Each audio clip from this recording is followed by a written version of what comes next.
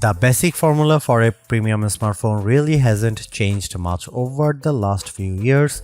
You get a large display with slim bezels, a premium metal frame, a big camera module on the back, and glass covering the front and rear. Google isn't breaking away from that formula with the Pixel 11 Pro and Pro XL, but it is adding some interesting hardware upgrades and even bringing back a familiar phone feature with a modern twist. Starting at $1,099 for the Pixel 11 Pro and $1,299 for the Pixel 11 Pro XL, Google's flagship phones are almost identical in size to their predecessors. The smaller Pro gets a 6.3-inch OLED display, while the Pro XL has a 6.8-inch panel. Both can now reach a claimed peak brightness of 3600 nits compared with 3300 nits on the previous generation. Google is also offering a new selection of colors: Canyon, Fog, Olive, and Obsidian. Canyon is easily my favorite, mainly because of that polished gold frame paired with the salmon-colored Gorilla Victus 2 back. It gives the phone a nice contrast and makes this particular version stand out. That said, don't expect a dramatic visual change. Next to the Pixel 10 Pro, the Pixel 11 Pro looks extremely familiar. The dimensions, shape, and overall design language are basically the same, so anyone saying these phones look almost unchanged wouldn't be wrong.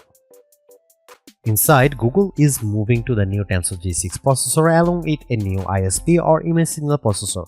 Google claims it can improve things like a night side photography by up to 4.5 times. The company is also promising 20% better power efficiency, 25% faster web browsing, and up to 15% faster app loading. During my hands-on time, the phone definitely feels quick, but these are improvements that are difficult to properly judge during a short demo. We'll need more time with the phone to see how much of a difference they make in everyday use. One upgrade that's immediately easier to appreciate is storage. Pixel 11 Pro now starts with 256GB instead of 128GB, giving you twice the room of photos, games, apps, and videos. RAM remains at either 12GB or 16GB depending on whether you choose the 512GB or 1TB storage options. Google is also adding a new Titan N3 security chip, which provides stronger multi-layer protection against different types of attacks, including post-quantum cryptography.